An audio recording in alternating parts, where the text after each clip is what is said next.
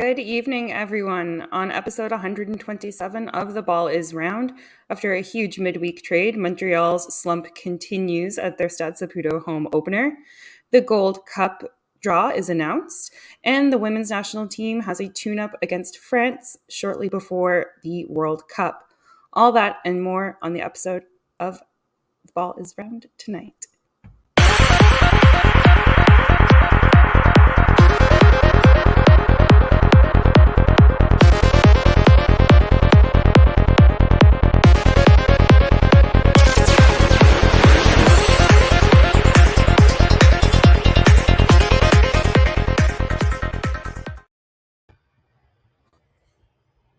And it's me again leading the show as Hady continues his travels around the world.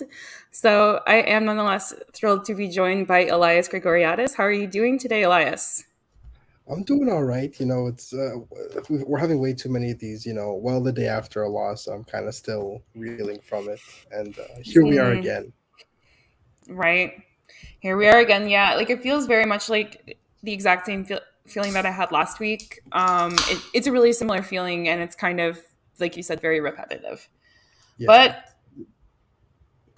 I don't know. This is like a good, I think, a good way to cope, talking it out, talking through. That is advice for every CF Montreal fan or anybody that follows a team: is you need someone to talk to about this, right? Because you can't keep this all bundled up inside you. It's not healthy. So find a fellow fan or fan of any team struggling really in any sport, and just let it out, express it in a healthy way. Exactly. And I know for sure we've already had some folks, leave us some questions and comments to talk about this evening. And of course, maybe some folks are going to also use the comments platform in order to take advantage and get out their feelings as well tonight. Would not be surprised. Which, of course, is what it's there for. We are also an outlet if you want to vent your frustrations. So, however, we are not licensed therapists, just to be clear. No. Furthest thing from. Exactly. So let's dive on in. But before we even go back to the dismal evening last night, we actually I want to come back to a comment that you had made, Elias, on last week's episode. And the comment that you had made was that you did not want to see Kamal Miller playing for Montreal for basically a little while. And yeah. I'm thinking maybe Olivier Renard listens to the podcast and maybe he took you a little too literally because midweek there was a bombshell trade with Inter Miami. So Kamal Miller found himself packing his bags, no more to play with Montreal, and along with $1.3 million in GAM, he heads down to Inter Miami, and Bryce Duke and Ari Lassiter are the two players who Inter Miami sends to Montreal. Yeah. What were you thinking when you saw this? I was kind of thinking this does balance the team a little bit more. This does bring help to some sore spots. Again, there's other spots such as left back that still need to be addressed, but it does kind of. I understand why these trades were made, and again, for basically the entire offseason and the beginning of the season, everyone was asking, why aren't they spending any money? Why aren't they spending any money? Well, they spent money. They finally spent some money, and they did it investing in a really promising young player, and also another experienced attacker who does fill a lot of the gaps in terms of, a left-footed player who brings a lot of pace and is versatile. And so I understand why these trades were made. It's a shame to see Kamal Miller go. I do think that he was, an excellent defender. And we talked about this earlier in the season. Should Kamal Miller be traded within MLS, they need a sizable sell-on clause if or when he moves on to Europe. And again, given his form at the beginning of the season, there's some questions around how good is he for Europe, but he's still an international, and he's still a very capable defender, and he's still, at his best, we know that he's one of the best defenders in MLS. So Olivier Renard confirmed that it's over 25%. It's 25% of the sell-on fee that they'll be receiving should Orlando end up moving him, which is, silver lining. That is a very good amount. Big. And it is the return. Duke also does have the same. So whatever percentage that was agreed upon for Miller is also same for Duke. So if Montreal ends up selling Duke or trading Duke, Inter Miami does get a Yeah. kickback from that. And overall, I do think this is a win-win because Miami does need help in the center back department, and you get an all-star and an international player for that. And on the same time, you have a very talented and versatile midfielder in Bryce Duke, and you have another attacker. Given just how depleted that front line is with injuries and dipping in form, so I think this is a case of both teams kind of Yeah, sitting down, realizing exactly. that I they had mean, something the other needed. Yeah. very much, very much. I think it was uh, just it just seemed like it was really uncomfortable for Miller, this season in Montreal. And unfortunately, I didn't pay a whole ton of attention to Bryce Duke previously. Of course, we saw him when Montreal played Miami. But I feel like I don't know so much about him. But to send an experienced international player, Kamal Miller is also considered, I think, one of the leaders within the team and on the pitch, and certainly somebody who has a lot of compatriots on CF Montreal. To send him along with such a hefty sum of money to Miami leads me to believe that Olivier Renard really either finally Montreal got fleeced on a deal because they might have been due for that, or Olivier Renard thinks that Bryce Duke could be something very, very special. Well, I mean, based on what we saw after just one training session with the team, and he's already thrown into a game. If that's Mm-hmm. the bare minimum, if that's the floor of what we should expect from Bryce Duke, then he might be one of the few bright spots this season. Let's put it that way. Yeah. That That's does kind of foreboding. And I do feel really bad, for I do feel kind of bad for Ari Lassiter because, of course, he is part of the trade as well. However, the only thing really being talked about is Bryce Duke, and so I kind of feel a little bit bad for him because it kind of feels almost like he's an afterthought in this trade. Um, you know yeah. what I And I mean? mean, again, when you negotiate a trade, there's almost always a main player that each team wants, and then you kind of find ways to balance it Mm-hmm. out, right? So Mm-hmm. our Bryce Duke was valued at around 2 million with Kamal Yeah. Miller, and then some. Maybe Olivier Renard goes sweeten the pot. We need a forward because we got a bunch of injuries, and then Miami Mm-hmm. looks in their depth chart and says, "How about Ari Laster?" Right? So it's that happens often in trades, and again, I do kind of feel bad because all the attention is on the super promising young attacking midfielder that is kind of supposed to be the next Georgia Mihailovic is what everyone's thinking, Yeah. right? And Ari Laster hopefully can bring some Mm-hmm. depth, and hopefully he gets and is able to show what he's capable of because again he came off the bench, and we'll get to that later, but hopefully he gets a chance to really sink his teeth into this Mm-hmm. role. Exactly. And we'll obviously keep an eye and monitor his progress. Maybe he's going to fit in really well in Montreal, better than he did in Miami. You never know, right? Something's got to go right at some point Hopefully for somebody on this team. you'd think that, So right? why You'd not think him? that. Yeah, exactly. But no, like you said, a versatile player, especially with how Montreal is just filling their infirmary this year. Definitely cannot turn your nose up at that for sure. No, That absolutely being not. said, though, we got to see both of them in action last night. So shall we move on to ripping off the band-aid and talking about I last night's I match? guess I guess we have to. I mean, there's no Okay, putting it off. Right? Can't really put it off. We right kind of on. have to talk about it. Uh, we've got some comments already to kind of set the stage. So we have Chan, who's come in to tell us that the game was Harsh. dreadful. Ooh, it was, man. Um, Yeah, then we've got Tate. Oh, Tate. it was missing the tailgate. Yeah, I thought I was gonna go to the tailgate too, just to stop by, but Yeah, I ended up arriving a little late, and I have my pregame all routine, so I good. kind of had to run to the press box and get that done. But All it good. seemed to be a pretty good turnout, so hopefully Yeah, I can stop by yeah. one. Yeah, and I'm gonna plan my life better going forward so that I will be there because I missed everybody at the tailgate yesterday. I was actually really bummed that I wasn't there. Um, so yeah, I'm sorry I wasn't there, but I promise I will be next match.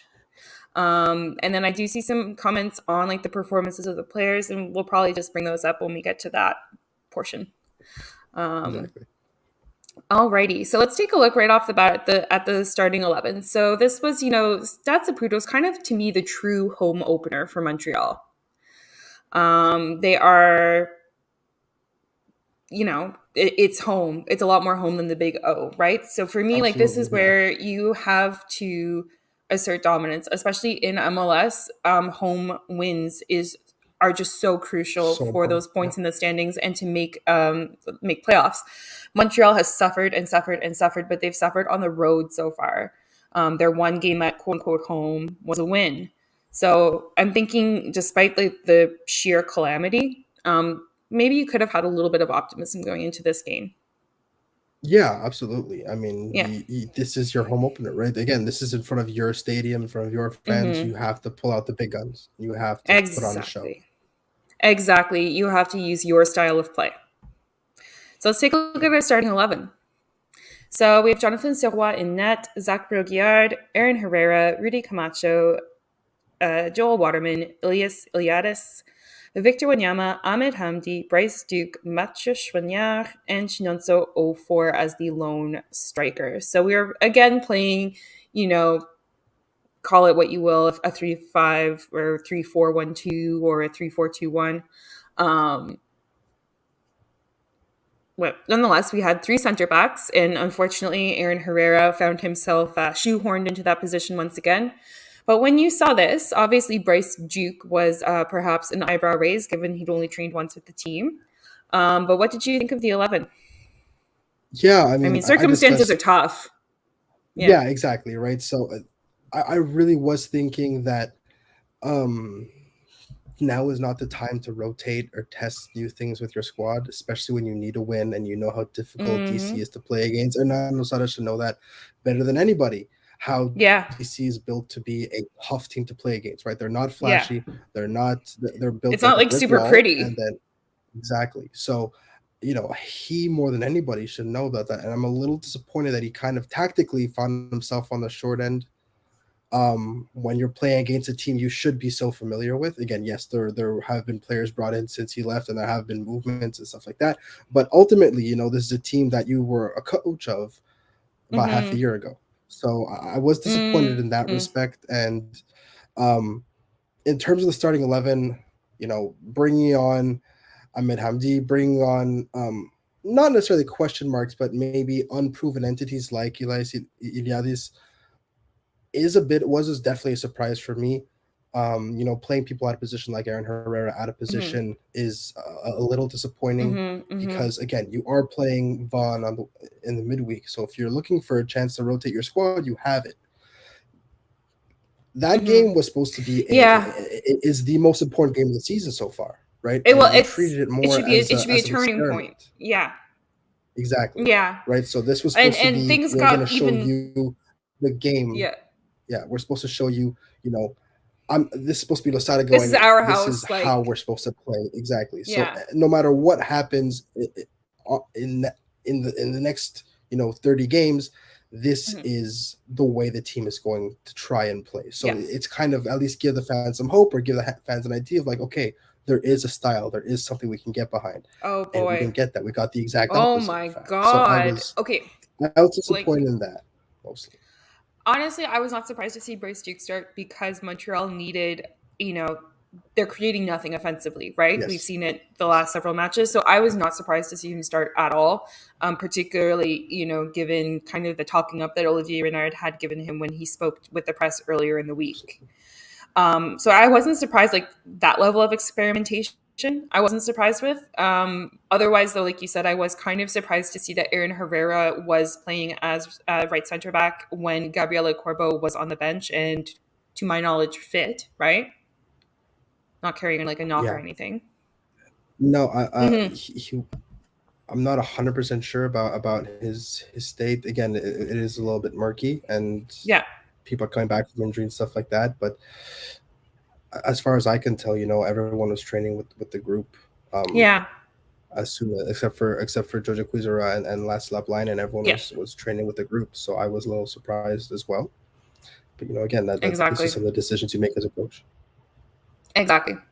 But anyway, let's talk about that style that we saw out there last night, because oh my Yeah, god, or, it was or lack ugly versus thereof. ugly.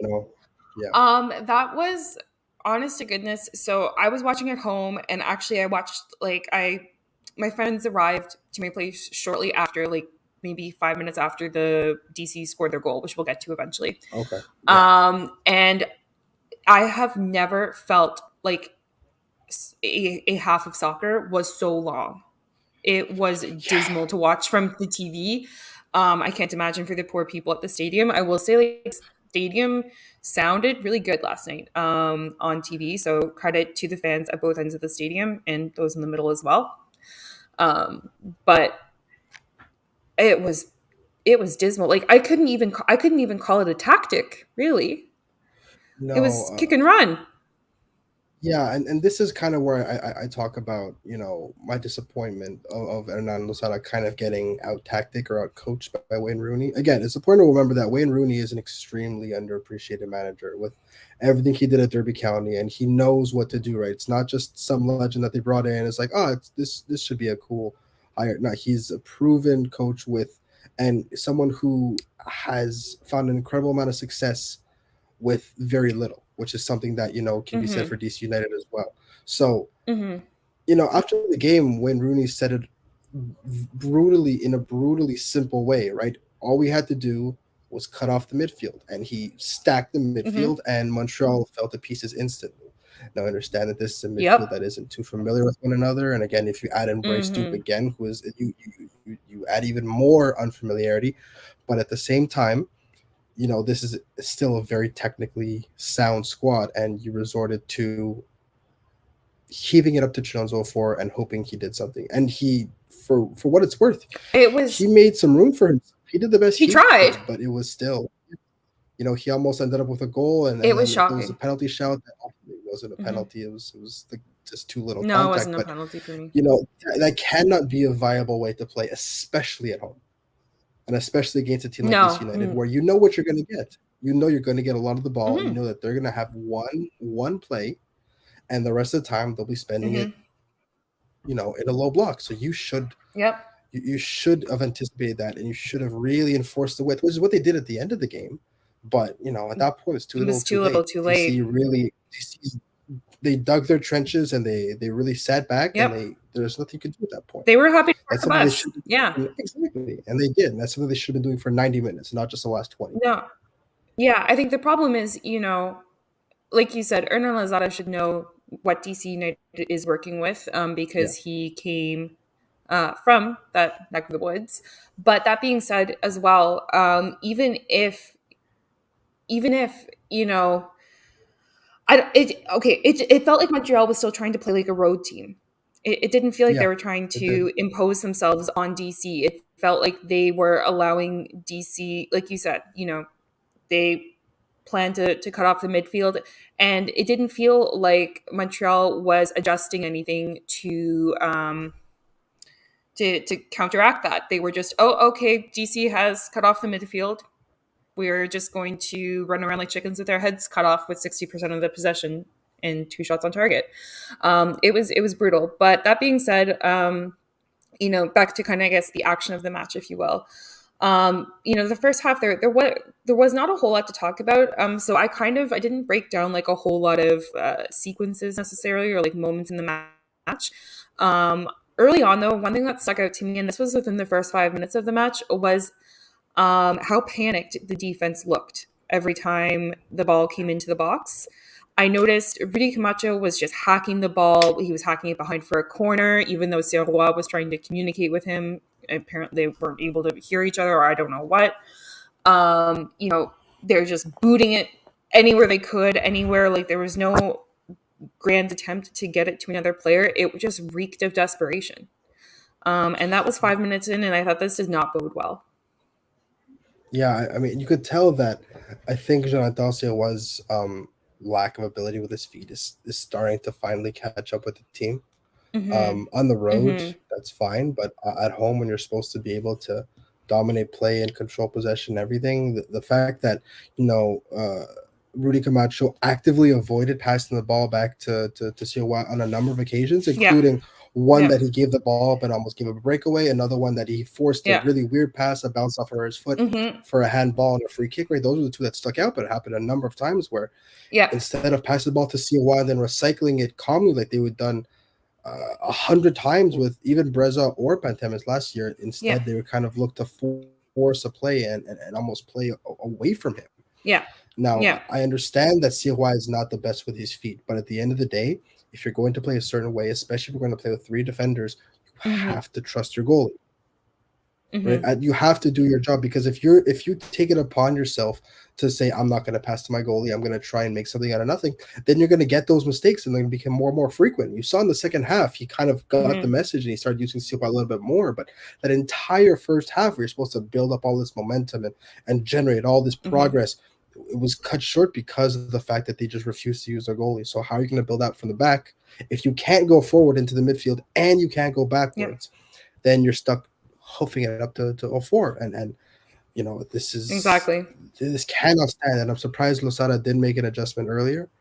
But again, Yeah. I don't want to harp on Losada, but I think this is the first game where he was properly outcoached. Right? There's other games where people didn't play well and red cards and stuff like that. This is the first game I believe he was outclassed by another manager. Well, as like I think being on the road, you can kind of maybe give a little bit more benefit of the doubt to a coach Yes. because, normally the home team is the one who dictates how things go. Not the case last year, obviously, but usually that's how it is. But this time around, he had a stadium of fans waiting to see what he and his team could do. And I mean, they were left sorely disappointed at the end of the evening. Simple as that. Um, but let's see. There we go. Back to the action. So in the first half, we did get a shot on target in about the 20th minute, and it came from none other than our new signing, Bryce Duke. So congrats Yeah. to him for already kind of establishing, if you will, one of the few positive things that we can take away from this match is that they managed to put a shot on target, which is sad. Baby steps. Right? And I mean, Montreal had two shots on target in the night total, and they were both really similar. They were both from outside the box, which I think is the same case basically as we saw in New England as well. The two shots on target were also outside the box. There might have been one inside the box against New England. Yeah, And Susie to me, had a that's header inside the box that was saved. oh, okay, right you are. Yes, right you are. Okay, my bad. I forgot about that one. But anyway, nonetheless, I was glad to see that at least he was willing to take on that ownership because I think we've seen a lot of lack of ownership from from many players, but certainly when it comes to the offense. So I was pleased to see that he was willing to take that risk and take that ownership because really the only other player I can think of was Mathieu Choignard, who's tried to do that, especially since Romel Kyoto has gone out injured. Yeah. Yeah. And in the 39th minute of play, so we did have a moment of controversy. I think you and I are in agreement, but nonetheless, because it was quote unquote a highlight, we'll talk about it. So Chinenza Ofor received one of the umpteen long balls and actually received it. Good for him. He received the pass and carried it into the box. He was all alone in there, and Pedro Santos got a little bit entangled with him, and Ofor went down. Of course, Montreal. I gotta give the credit to Montreal fans. When they want to call, Oh, they can yell like they know no what they're other doing. and boo, Yeah, they can sound like right? nobody's business. Yes. Right. So I know a couple of times I know referees have commented after the match that they felt pressured to look at VAR because they were yeah, no, it's tense. yeah. I I remember mean, what VAR is also sometimes used as a tool to kind of sell calls. We yeah. saw it. We saw it against. Yes, last week. We saw it last week Versus against Revolution, right? mhm. For the penalty. So I understand that he was brought down, and it looked like pretty obvious.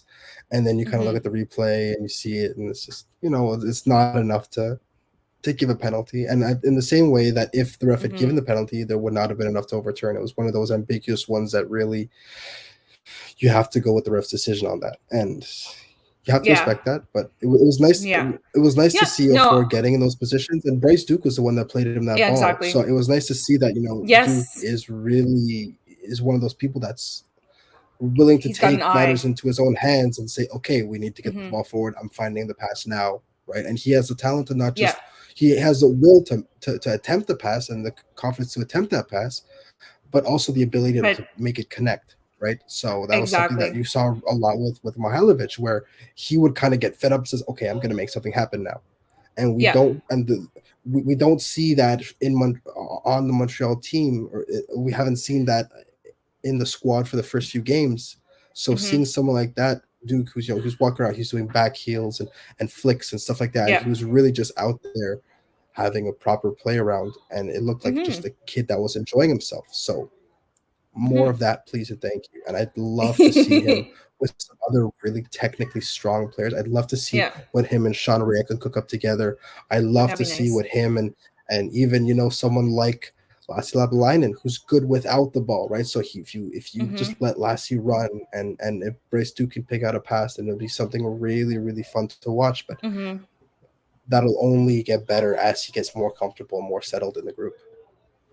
Yeah. Exactly. Um, exactly. I agree with you. It was like I said, I was looking for something to cling to, and I was like, "This is it. This is it. This is what we have Yeah, got. What we got to work with. We have a player who's willing to get ownership."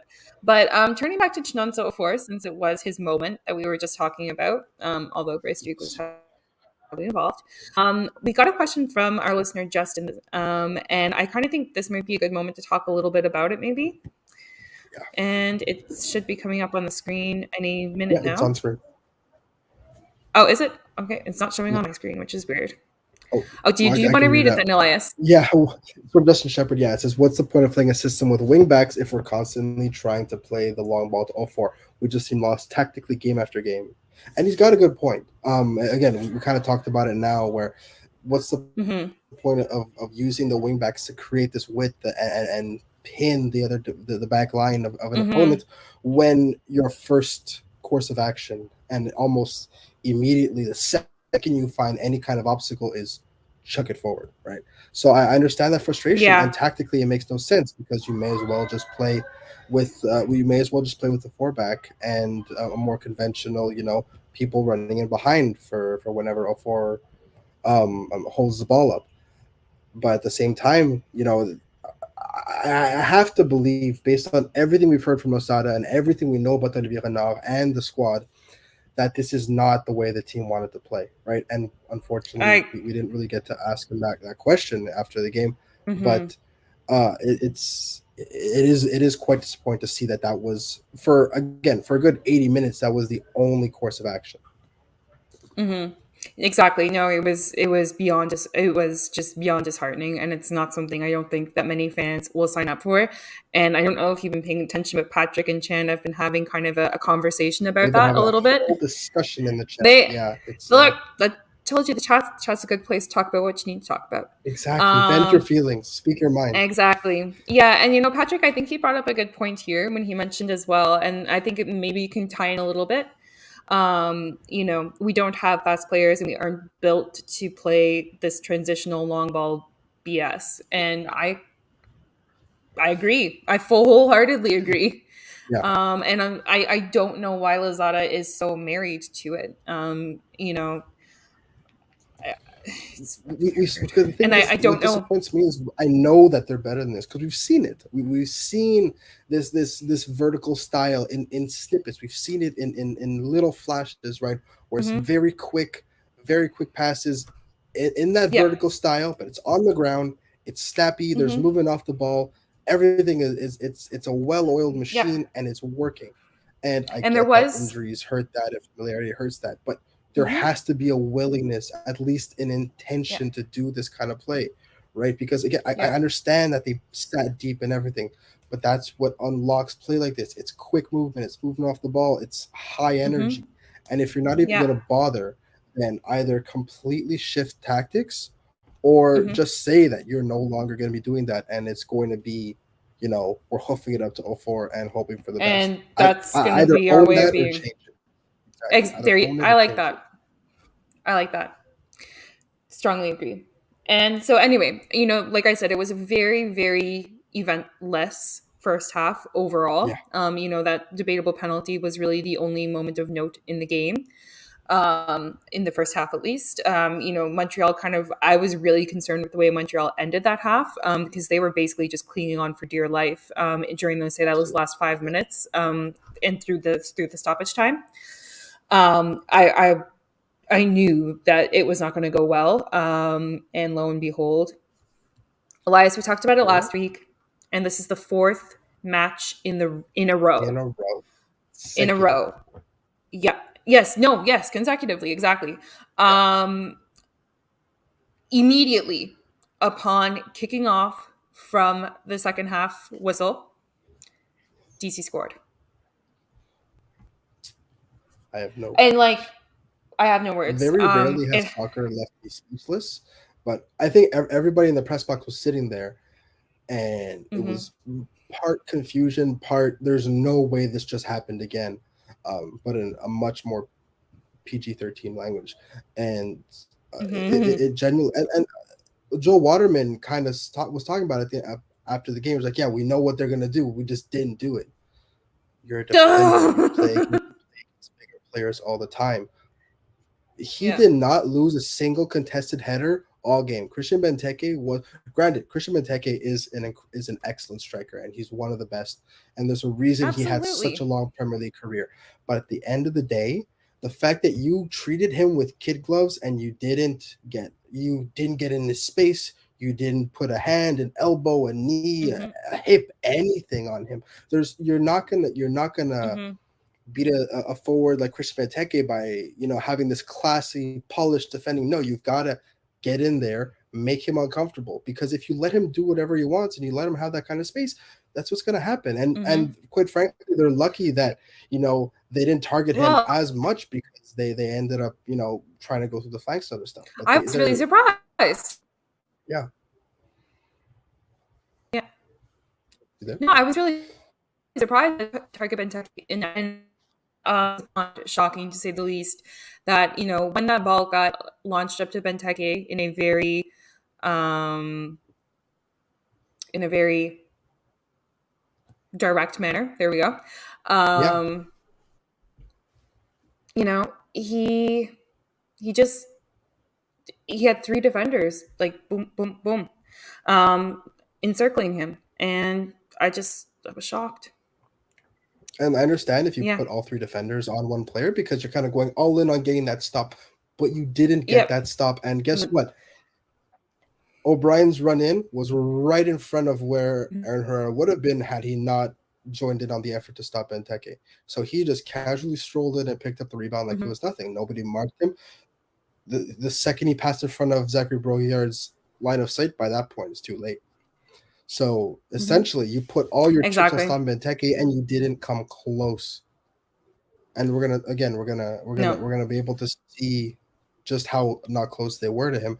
But you absolutely cannot be giving that much space, especially how when Yep. you're so aware of the fact that that is their biggest danger man, and that is their Yep. best player, and that is their only recourse to offense, and you let him off the hook like that. And so that was massively disappointing on what I think was otherwise a relatively well defended game, right? They kept the chances to a Mhm. minimum. There was one chance at the end of the first half that was point blank that kind of Mhm. made me a little nervous. But aside from that, defensively speaking, this was their best game of the year because of, Yeah. again, granted, EC sat back and for the majority of the second half and didn't do much, Mhm. but even then, DC got forward and kind of could have hurt them. And in other games, they would have hurt them given the way that we've seen Montreal defend. So, Mhm. from in that respect, at least, if you are trying to grasp at any kind of silver lining here, I have two. One, Yep. that wasn't a horribly defended Yep. game, and two, if you're looking at the worst starts in MLS history, first of all, it's These. Toronto's, and second of all, they have to lose four more MLS games to just tie that start. Okay. So, Okay, with people. all things considered, I think that they won't claim the record for worst start ever. Mm-hmm. But stranger things have Mm-hmm. happened, so who knows? And I don't want to I put was words in gonna my mouth. say I would not be a betting lady on that. Um, but yeah, I mean, again, they need to sort out, coming back from the locker room. They just do. I don't Once know again, what goes on in that locker room. I don't know if there's Ambien in their water bottles that they drink. I don't. I'm joking somewhat. I truly don't know what happens if they talk, if they don't talk, like if Lozada is trying to tell them anything. Because it's consistent pattern. We talked about not there not being a lot of consistent patterns in this team, and unfortunately, we that have one. is the most reliable thing in the world right now is death Yeah, taxes and Montreal conceding 5 minutes into the second half. exactly. But let's move on. Because I thought something interesting happened when Lozada started making hip subs, and like I feel bad because poor Lassiter made his debut, and like I don't think the announcer even had time to say like, oh, Ariel Lassiter is coming on for No, Elias and Hady before the goal had been scored. But he did come on in the 46th minute. However, it's actually the subs that were made around the 70th minute. I think they were made in the 69th minute where yes, things changed. And I yes, think that's drastically. interesting to talk about. So Sunusi Ibrahim and Rida Zuhir came in for Zachary Bourriard and Ahmed Hamdi. So, and not only did they come in, however, Montreal also shifted their formation. For the first time this season, Yes, we yes. saw such a drastic shift. And I said that Hernan Losada was outcoached this game. Mm-hmm. Now I'm giving him his flowers. That was Mm-hmm. a very smart. That was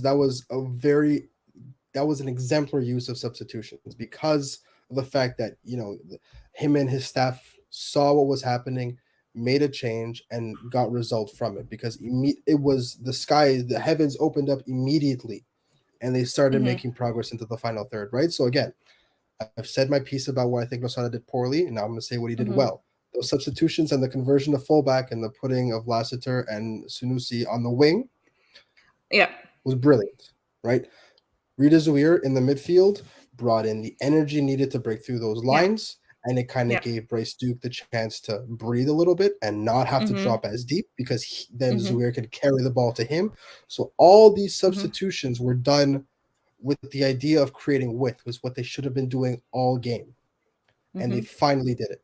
So on that, I'll say bravo with the substitutions because even when Rooney acknowledged it, right, that they caught them off guard and then Mm-hmm. they had to then adapt. So that Yeah. was done in a great way. They had their Indeed. chances. They didn't work. That is part of the game. But my problem is, why did it take you 70 minutes to do what you Yeah. should have been doing since minute one? That's what annoyed me the most. That's the and I mean, and that's $1 million question. It really is. And that's I think the question that is on Hernan Lozada's head to answer. Certainly.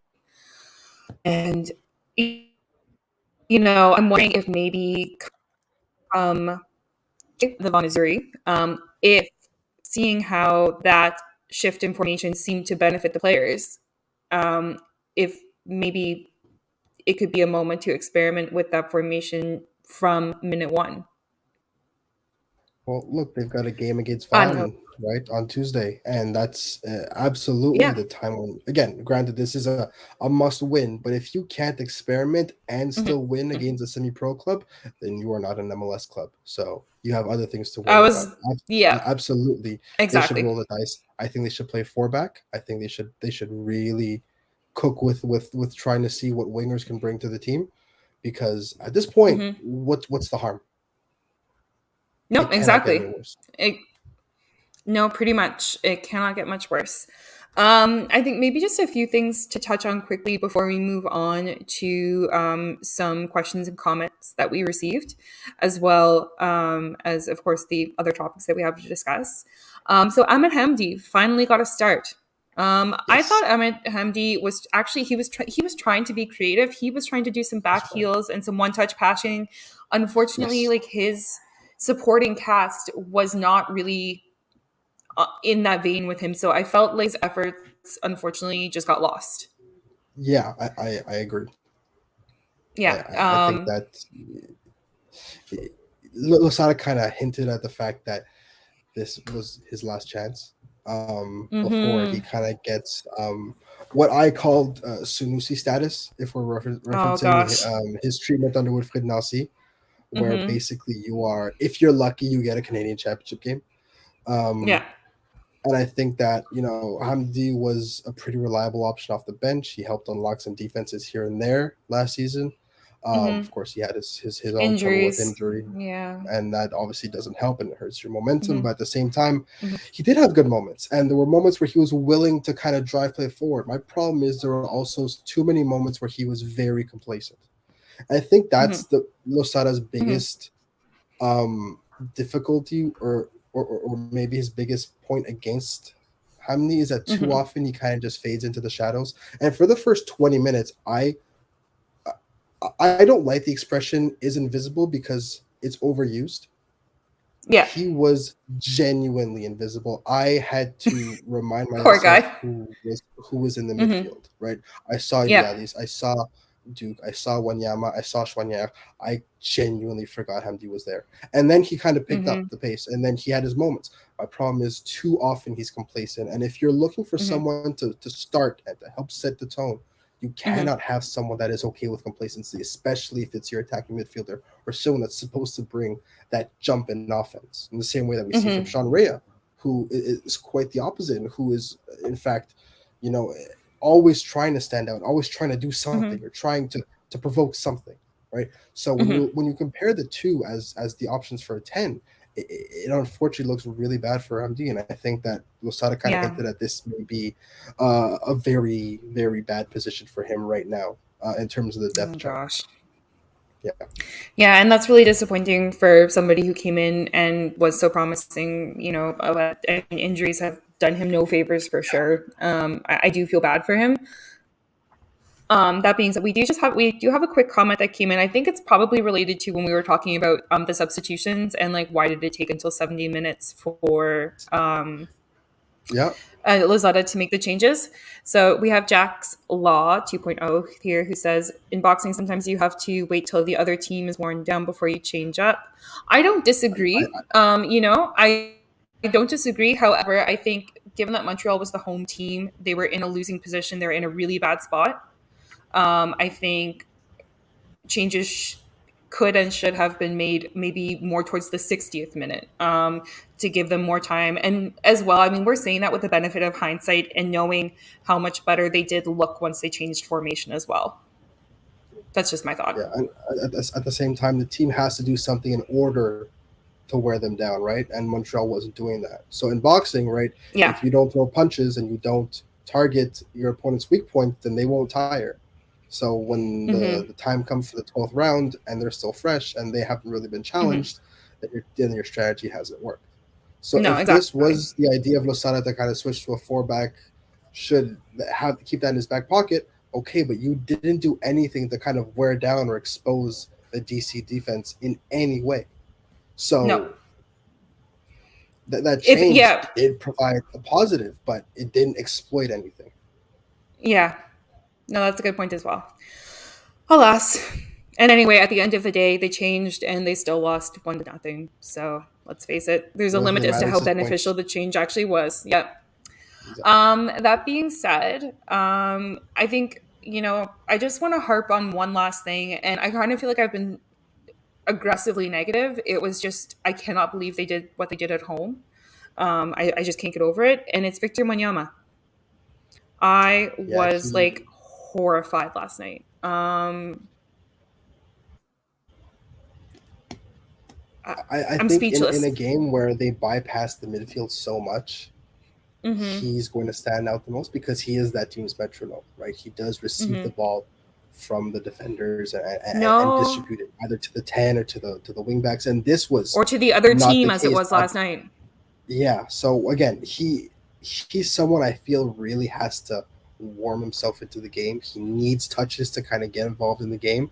So when you Mm-hmm. chuck it upfield to Chinonzo for so often that Mm-hmm. he doesn't get the ball as much, then when he does get the ball, it's not the best version of Victor Wanyama. And I think you're right. This may have been his worst game just because of the fact that he had no input. right? Nope. He was effectively marked out of the game, and I think again Yeah. that's more credit.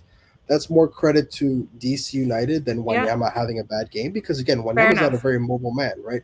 And he No, no, no. understands space very well, and he can get open. But if you have one or two players on him at all time, then you're essentially locking the door to the midfield. And Wayne Yeah. Rooney and DC United did that very well. So I Yep. think that the book is almost out on Montreal, where you do have to Mm-hmm. shut down that first phase in the midfield, and you have to force them to break lines. And Mm-hmm. if they don't, then they're going to get stuck in this rut of setting it upfield, and then you can kind Yeah. of again, it's very hard to win the ball if Chinonzo 4, but he is not a one man wrecking crew yet. So it is still No. essentially, a He's very relative. much It's in an development. advantageous defending situation. Exactly. Mm-hmm. Yeah. Anything else you want to talk about on the game before we move on God no. to the questions Good and Lord, comments of our no. list? Never again. Okay. Never again. I'll promise Okay. you. Well, I'm so sorry because we got questions and comments, so it's gonna happen. Um, all right, we're gonna start off though with a humorous one, which is from Chan. He says, Chan, of course, is a big fan of the tongue-in-cheek humor. So Yes. Chan is asking us, finally, is Montreal the FC Hollywood that Renard mentioned a few weeks ago? Um, I actually don't think so because it's not like really dramatic. It's just kind of sad. It's more like the Yeah. FC Titanic. Yeah. That is dramatic. Sorry. But yeah, it's look again. That's in reference to Kai Kamara saga, and Kai Kamara is still tied with Montreal on 3 goals scored this season. So Don't let him score. that's No. that's another relatively upsetting stat. But yeah, I Mm-hmm. think that not having someone like Kai Kamara, yes, Mm-hmm. that is unfortunate. But at the same time, I don't know what he could have done differently on this team. Mm-hmm. Right? Yes, there's little moments here or there where his finishing and his experience would have come in handy, and obviously, his Yeah. help off the field is just as important. But in terms of if you copy paste Kai Kamara into these situations and into these games, I don't know how much more you get out of this team. Yeah. Well, I mean, the Everyone's ball saying is Kai not Kamara has getting 3 goals, to. right? Yeah. You have to understand that Chinonzo 4 and Homan Kyoto and Susi Ibrahim and all these attackers that don't get the ball, Mason Toy that don't get the ball, Exactly. You can't score a goal if you don't have the ball. they can't Yeah. pick the ball up at midfield like Messi and run through the entire team, right? And Kai No. Kamara won't do that, and neither will anybody on this team, and most players in MLS can't do that. So Exactly. you have to understand, and there's context needed to that. But at the same time, FC Hollywood, that comment does kind of look, in hindsight, does not look too great. Yeah. Because that was It does said not with a look. bit of Yeah. not an arrogance, but a bit Of a of a. jab. It was a jab. That's the good word. It Yeah. was a It jab, absolutely and was. All right. you are now on the receiving end of one hell of a right hook. So Boxing analogies. Excellent. I like the way the lots of theme. bucks. All right. We also got a question that just came in from G Sharp. So I'm just going to pop it in here. And G Sharp is asking, is Thorkelson injured? If not, Uh, explain why he can't get the start at left center back over Waterman. Elias, if I knew that, has he been training with the group? every single day, he is 100% fit. He played against Vancouver. Um, I wish I could tell you what's going on with Robert Thorkelson. He has improved significantly since last year. Mm-hmm. His spatial awareness has gotten so much better.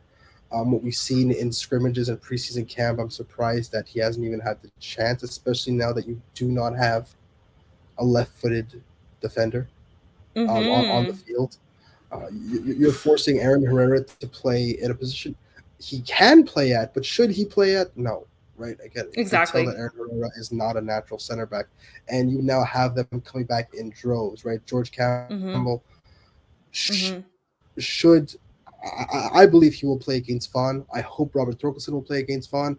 I think Usman Jabang isn't there yet, but I do Mm-hmm. want to see all these defenders that are coming back from injury. I want to see them get involved. I want to see them show what they can do because there's a lot of talent there, and there's a lot of people that are getting overlooked. And I don't know if it's because of personal preference. I don't know if it's because of something Losada sees that he just doesn't want. But Robert Thorkelson needs at least a chance. He needs to get a 90 minutes in.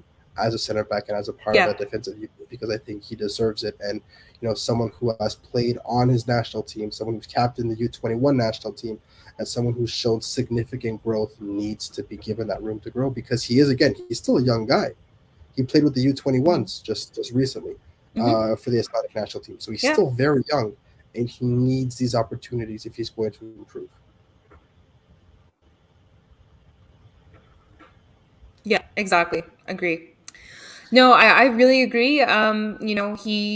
In the little bit that we've gotten to see him, he hasn't done anything wrong. And that's a lot more than can be said of the players leading the line currently. So It's the best you can hope for. no, I completely agree. And I think it's a really, really valid question from G Sharp. I feel really bad for Thorkelson because we see so little of him that it's easy to forget he's part of the team. So I feel bad for him. I feel bad for a lot of people. This is maybe also a theme of today's episode. It's just me feeling bad for people. But you did bring up the Canadian Championship, and we did get a couple of questions on the Canadian Yes. Championship. So, first off, we have Emin. We also had Emil who asked basically the exact same question. So, Emin has asked us, could Lazada afford to put a B team Tuesday versus Vaughan with all of the reservists, Ketterer, and he's suggesting Ketterer, Corber, Thorkelson Jabang, Saliba, Zuhir, Reyes, Sanusi, knowing that he could lose his job in case of an elimination from the Canadian Championship. Now, I know that you did certainly address that Jabang is probably still working his way back. Yeah. And you have a strong feeling about Thorkelson getting minutes in for sure. But Yeah. otherwise, what do you think from Amin's question there about starting a B team? If that team Mm-hmm. cannot beat a semi-professional team, I understand that there's problems with the club. I understand that, if they lose against Vaughn, this is most likely Losada's job done. But if Mm-hmm. they lose, if the B team cannot beat a semi-professional team, you have much bigger problems than just Anand Losada. That is a fundamental lack Yes. of quality. If they cannot, again, anything can happen, Yeah. and there can be massive upsets and stuff like that. And X, Y, Z. Yes, I understand Yeah. that it is a semi-professional team, right? Losing against CPL And teams for MLS is still considered unacceptable. If you lose to a yeah. semi-professional team, there is no coming back from that. You'll be a laughing stock. Yeah. And I say this with as much Yep. respect as I can. You will be a laughing stock. Nobody will take you Oh, seriously. Nobody in absolutely. MLS, nobody in Canada, and not just Nope. Losada, the organization as a Renard. whole, Yep. absolutely, Exactly. the organization as a whole will be Whole. made fun of. So I Yep. think that, yes, start the young players, start the guys who don't get enough minutes. Try to play four back if you want. Try to play three or five back. That I do not care. But we need to see some kind of I idea, think it needs to right? This be. has Yeah. to be a win in front of the home fans, a decisive win, and one that Yep. shows your style. Because it doesn't matter who's playing, you should have your style play through them. You Exactly. should have your style stand out. So I don't care if it's people that don't get minutes. I don't care if it's people that haven't played at all a minute this season. They have trained Hmm. with you all year. They know your style. Play them. Exactly. Yeah. As long as they're fit, don't make anyone play through As injury. long as they're We've fit, done treat enough of people like a that. god. We've done enough Exactly. of that already this season. Awesome. All right, and Emil had a second question related to the Canadian Championship, which I think is a good follow up there to Amin's question. So Emil asks us if hypothetically the coach wanted to try out a new system, should he do it against Vaughan or retain existing tactical foundations? Number one, why would you retain the tactical foundations which are just What tactical favoring foundations? nobody? I'm guessing he means three at the back. If we're basing it on last night's match, completely ignoring that a midfield exists and just hoofing it Yeah. long. Um, other tactics, Yeah. the phantom high press, maybe, I I don't think know. I think if there is ever a moment, this will be a good kind of Absolutely litmus test agree. to see, what's cooking. But at the same time, I don't know if this is also a really good chance to reinforce what you're trying to do. Right. Mm-hmm. Again, to varying degrees of success, if you want to have your style of play, your dream style of play come through, this is your chance now. Because, Yeah, again, with all due respect to Vaughn, the quality gap is so big, and it's as big as it's going to exactly. be this season. It's the biggest it's going Yeah. to be this season by a mile. So this Mm-hmm. is your chance now to really, first of all, nail down in game, not in a friendly, in an actual competition, what you want to see and your actual game management for a typical perfect Losada game. Mm-hmm. So be it with the B squad, be it with the A squad, be it with a mix of both. Which is what I'm expecting is a Mm-hmm. mix of the starters and the reserves, Mm-hmm. but just make it certain. If you're going to change Mm-hmm. something, it's because you're actively considering making that the permanent change. If you're going to keep There it, you it's go. because Mm-hmm. you want to show us exactly what you're working on and exactly what the last 4 months have been for. But just Yep. whatever you do, make it Make it absolute. identifiable. Exactly. Make it, Yeah. beyond a shadow of a doubt, this is the style that we should be Yeah. expecting from you, Exactly. right? And that's And the only thing I want. exactly. And I think for everybody, like, if let's say they try and experiment and if it goes really well against Vaughn, I also think like we should still be a little bit hesitant because, again, all due respect, it is a semi pro team. This is versus a professional team. So there is going to be a gap in quality.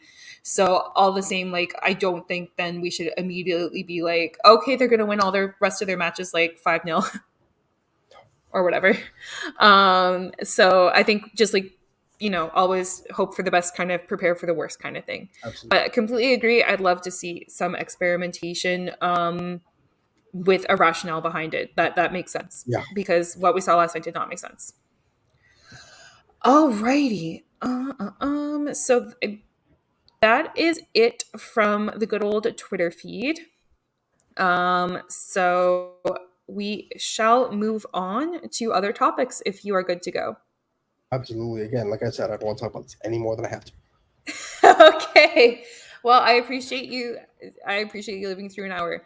All right. So, in Canadian men's national team news, Yes, the Gold Cup was drawn this week, and the Gold Cup, of course, will be kicking off June 24th. So we're just a couple of months out, and let's take a look at how that draw panned out. So Canada finds itself in Group D, along with Guatemala and Cuba, and the winner of one of the preliminary matches. So I think potentially could be like Trinidad and Tobago, Martinique, uh, or the third Guyana or country Grenada. begins with the third. Thank you. Guyana or Grenada. Yeah, Yeah, I knew it was a G. I didn't realize it was both. yeah, Um, Yes, so Group D. And so, as well, just for context for everybody, once you emerge from the group, should you emerge from the group, Group D, the winner will take on second place in Group A, and the second place finisher will take on the winner of Group A. So, we also kind of want to keep an eye on Group A, which contains US, Jamaica, Nicaragua, and again, the winner of another preliminary match.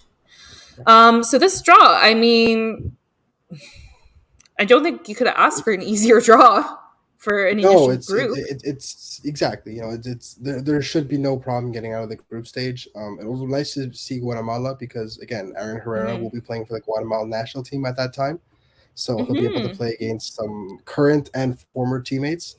So Mm-hmm. that'll be pretty cool to see and get some more CF Montreal players in the national team. That does, however, mean that that's another player that will not be playing for CF Montreal because for some reason they do not acknowledge international breaks, which is just Yeah. the best. But that is a rant for another time.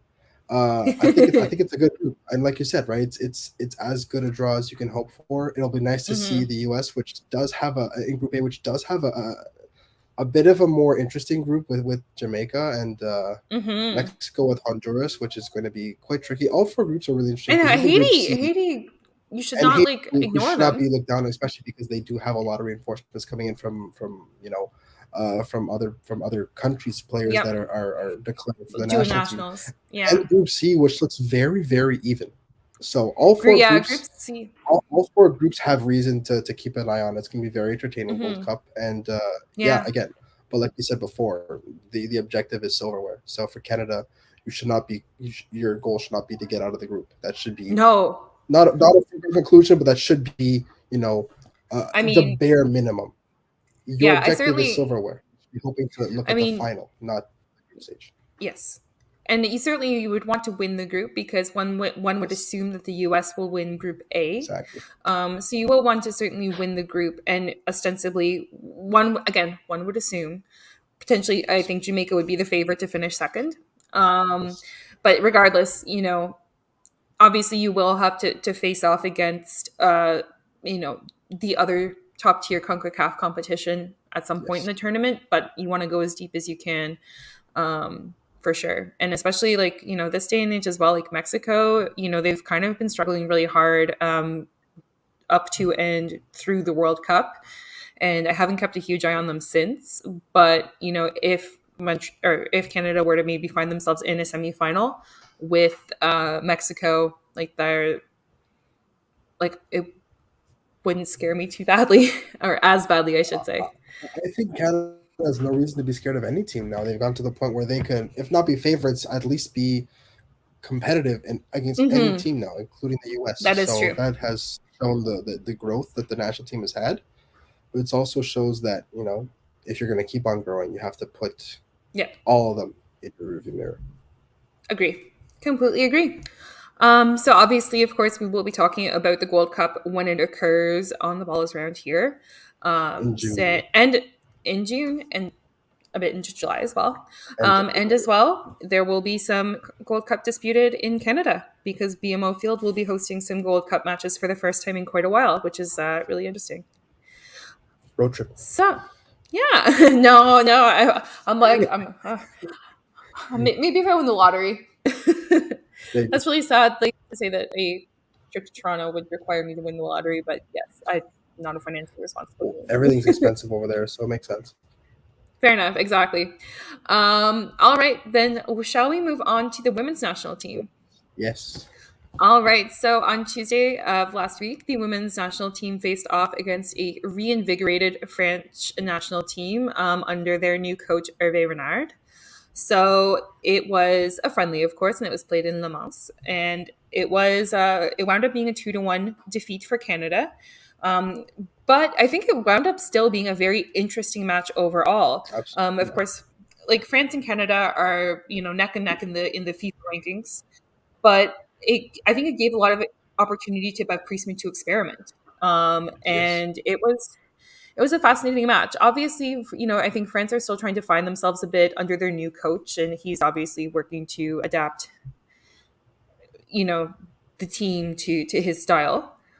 But they definitely look very inspired, and I think Yeah. now I'm a little more scared of France at the World Cup since that match. Yeah, absolutely. I think the injuries again, because we talked a lot about CF Montreal injuries, but the national team does have their Oh, fair share of injuries, right? And again, with Buchanan now, who's also out and kind of left a, yes. a sizable hole in the back line that you could it was noticeable. And yes, Priestman Yeah. did experiment a bit more than I thought she would, but again, the injuries Mhm. do kind of call for that at some point. So Yeah, and we learned a lot, and I feel like the team learned a lot from games like that. mhm, Uh, mhm. but it was nice to see teams that are, they are. I would consider Canada to be around France's level, right? And I think those two Yes, very teams are much. very close to one another. Again, they are close to FIFA rankings, but FIFA rankings do kind of rely a bit I on know. hype and form rather than Mm, cold hard, true, comparison. So to see them both on the true. field competing against one another was a Yeah. very nice reflection. The one thing that impressed me most from Canada was their Hmm. reaction to going down. Uh, Going. I feel like it was a very positive reaction when they Hmm. could see that second goal, and it wasn't when you could see a goal like that. It's very easy to just go like, "Well, Yeah, and maybe just for we're going home." context for people who didn't see, Yes, the second goal, like the first goal that Canada conceded, it came in the second half of the match, and it was a pretty average header. Like it was, you know, yeah, a pretty average headed goal. But the second goal that Canada conceded was a howler from Kaylin yeah. Sheridan. To say Kaylin the least. Sheridan, she was like trying to Cruyff turn around her defender. She was trying to do She was all kinds of all fancy kinds of bad. footwork at the back, just for no seemingly apparent reason. Yeah, at that point, just clear the And ball. exactly. And then, of course, she got closed down. She got desperate. She kicked the ball to a French player and she got chipped. And it was definitely not her finest moment in the Canadian jersey. No, And it's certainly something very rare that we see from her. Me, I'm not worried about it. It's a friendly. You know, you're being silly and you got burned. Therefore, you're not going to try that crap in yeah, competitive matches. yeah, But that was I just to fill agree. in the context as to like what that kind of goal meant, because yeah, it was a pretty embarrassing goal. Yeah, and So again, please go like on. you I'm said, sorry for interrupting you. I much rather that happen in a friendly than an Hmm. actual competitive match. But I also wasn't thrilled on that goal, by the way, about just the lack of movement from the defenders who didn't really do a great That is a job good point. making themselves Yeah. available. Again, at that point, if you're the keeper, clear the ball out, either out for throw in at the worst case scenario, Hmm. or just bomb it upfield. Like, But yeah. what impressed me the most about Canada was it's especially in a friendly where again there is nothing, there's improvement and learning, but there's Hmm. no actual points or silverware to play for. It's easy to kind of get Hmm. down and just see out the rest of the match. There was a Hmm. very positive reaction, and they really did look a lot more dangerous after they went 2-0 down. Granted, Hmm. the goal again was another gimme, so they kind of balanced each other Hmm. out. Hmm.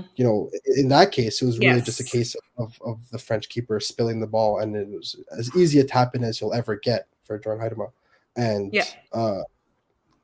but all things considered, just the fact that they kind of took it to France towards the end Hmm. was a very nice demonstration of this team still has the right mentality, and they do. And I Hmm. think that they kind of needed that period of domination to remember the fact that they are a very good team, and Yes. they do have the technical talent to actually compete and dominate stretches of games, Yeah. because especially the She Believes Cup didn't really go as planned.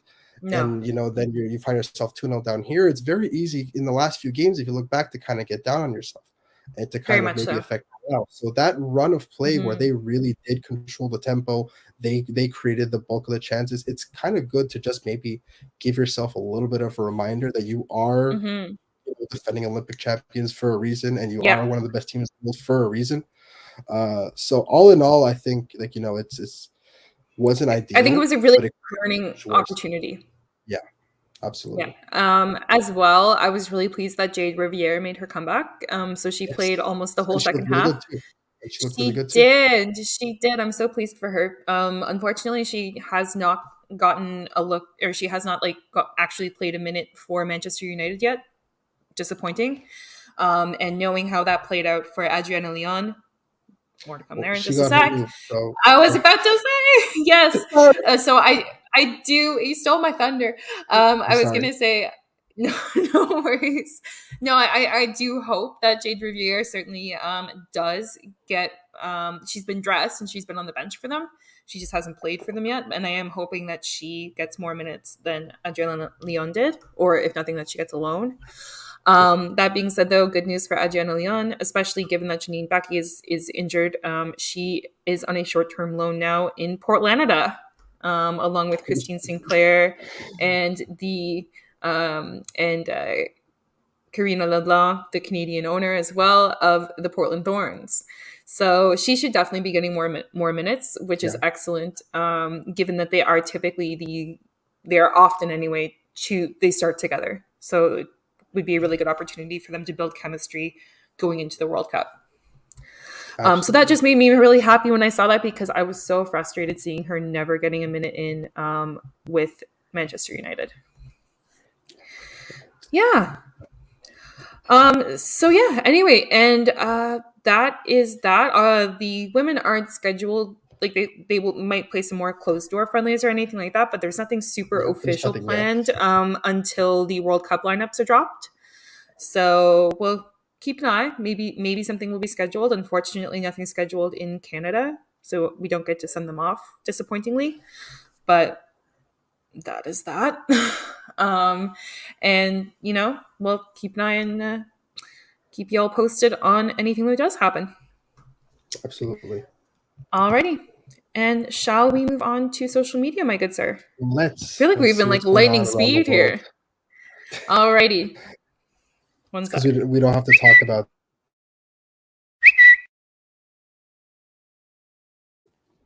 I'm so sorry. I was so quickly on It's the draw. okay. I'm done listening to. No, I wasn't done listening to. I'm sorry. Yes. Yeah, just Alrighty. because this is a shorter episode because we don't have to talk about the CF Montreal game in as much depth. No. So Yeah.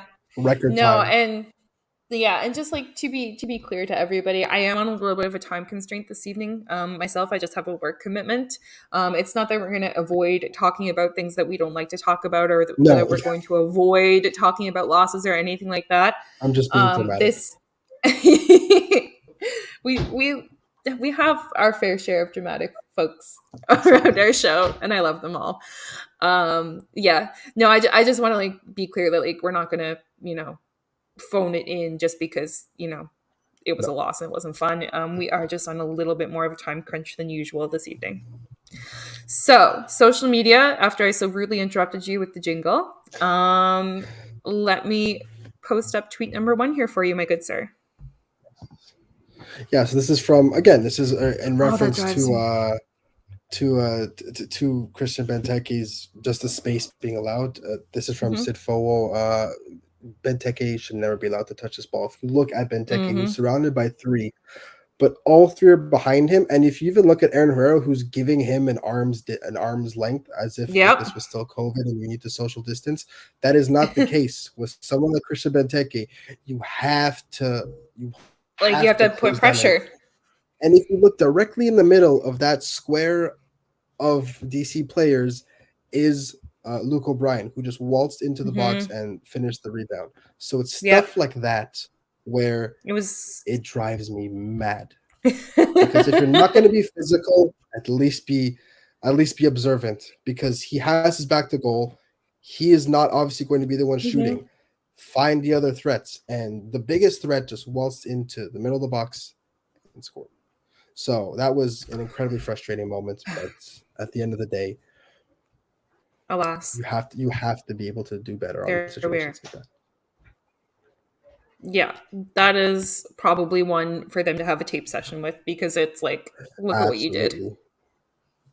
Not even to learn anything, just to like look at it and feel bad, because that was horrible.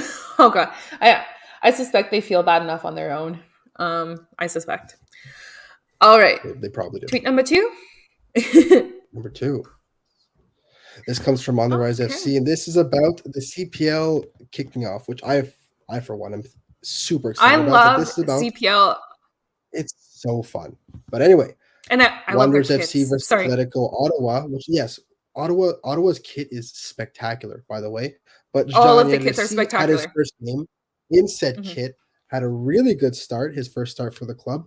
62 minutes played, 1 assist, 2 chances created, 4 passes into the final third, 2 out of 3 successful dribbles, 32 touches, a block, 2 recoveries, 4 to 7 ground rules, 1, and he won a foul. Most importantly was the assist to Ollie Bassett, which on the tying goal. Very simple, but one of those things that does require a certain amount of composure. Is this the route that these academy players need to be taking? Because once again, we have another CF Montreal academy player who is, hitting the ground running in the CPL. Mm-hmm. Again, this is his second year in the league, but once again, he seems to be highly touted by the coach. And now he's starting in the team's opening game and he's assisting. So just how important is that loan out from the academy? Because we've seen Nathan Sliba, we've seen Ridazur struggle from going straight from the PLSQ. Yeah, I think it's crucially important because the level it's a professional environment that they're in, right? When they're loaned out to these teams. So, they are like living, eating, breathing, like they are behaving as they would if they were part of the first team. And not a part of the first team actually playing. So I think it's vitally important, honestly. As well, I always worry because my God, he's so young. He's just 18 years old. Yeah. Obviously, I'm sure it must be hard. I'm sure it must be hard for him to be away from his family and stuff like that. So there's probably like a degree of character building in there as well, for players so young like that. But no, I think having the professional aspect tied to your development time is really important, because the matches are so much more meaningful, and as well, just the environment, just how you hold yourself, I think is much different. And obviously that could start us down that conversation rabbit hole again about development, but yeah. I was like, that's a bag of cats we will not touch. Make a whole separate podcast just devoted to that. No, not even the ball is round. We'll call it something else. Oh my goodness. But no, I'm good. I'm glad for John Elias. I'm glad he's getting a good start. I watched some CPL matches yesterday. Number 1, they have my favorite kits. Like, I just love all of the CPL kits. They're so bright. They're so fun. They're so fun. No, they just have so much character. They're just so cool to look at. Like any one of them I look at, I'm like, that's a sick kit. So I'm there for it. Anyway, and that's also part of my gripes against MLS. But anyway, I'm loving. I'm glad I got to watch them yesterday afternoon because they had lots of daytime games, which was nice. And gonna obviously keep watching it this season because I do enjoy some CPL. Wish we had a team nearby. Hint, hint, nudge, nudge. Rich people Ottawa's of an hour and Quebec. change down the road, you know. I don't have a car. I would like Fair something enough. transitable. That's awesome. Yeah. So hint, hint, nudge, nudge, rich people of Montreal, please. All right. Next tweet. Next tweet, yes, this is coming from Edric Freelander. A lot of randoms moved in. This is at the beginning of the game. So for those who don't know, this is in response to MLS's, for lack of a better word, joke of a suspension. So basically, what happened is during a game between the San Jose Earthquake and the New York Red Bulls, there was a racist incident where a slur was said to San Jose. I think he's a forward. Anyway, to a San Jose player, and the player at fault, Dante Van Zenier, if I'm not mistaken, was given a 6-game suspension. Now that is we talked about that last week on the podcast. Mm-hmm. That is a joke of a suspension. If you really are preaching this no tolerance and this say no to racism, and then you hand down a 6-game suspension for racist conduct, it's unacceptable. So in a what I think is a very nice and a very poignant show of support and solidarity, the New York Red Bulls ultra section, the support section at kickoff, emptied the stadium. They left. Yep. They said, if you want to watch the game, you're not doing it in this section, please leave. And it shows, right? You know, Montreal for the effect of an empty supporter section, and it's a very touching gesture because of the fact that, you know, even it's very easy to say I'm at the game because it's my team, and even though I don't support it, it's my team and I'm here. No, you're making a very, very strong statement, and it's a nice show.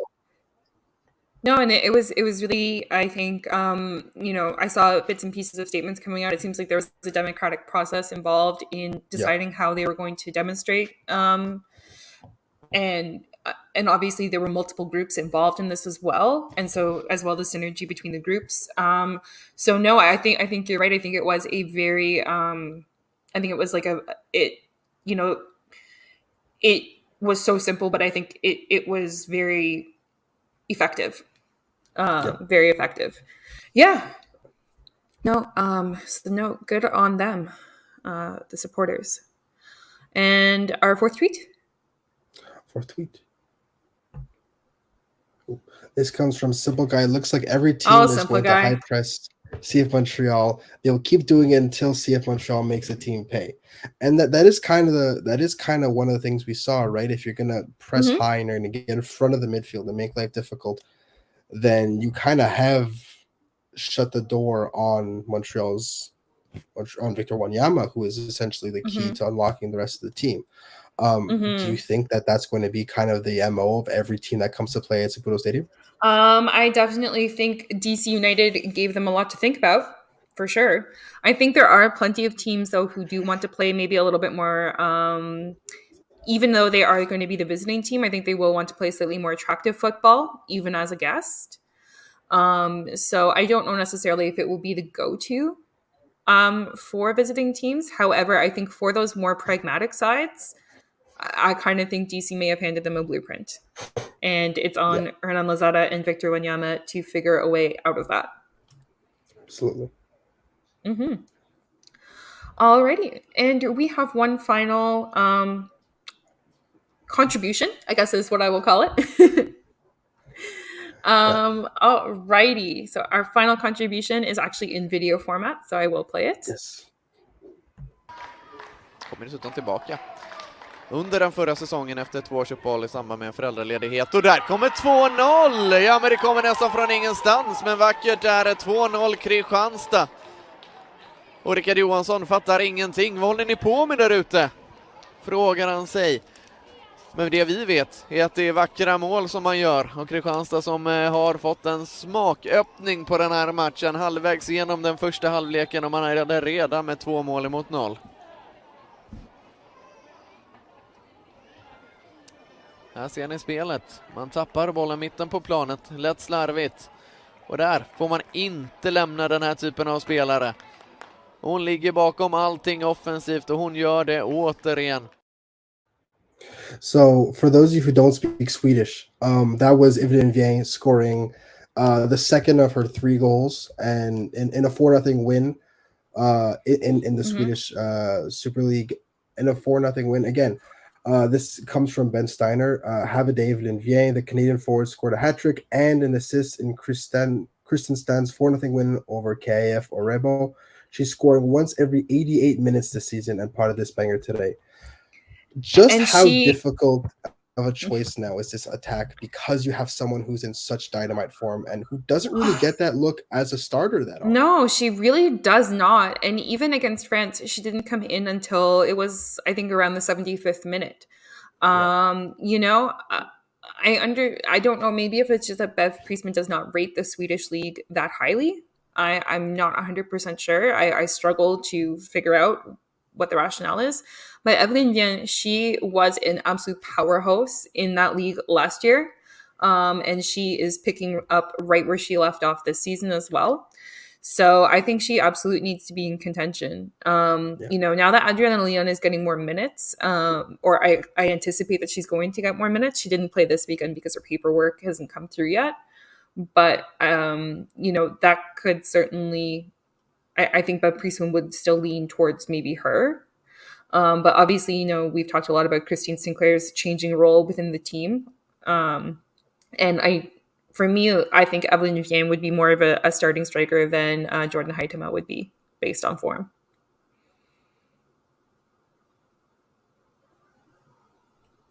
Can you hear me? Are you good? We may have lost Elias. Or maybe I have lost audio.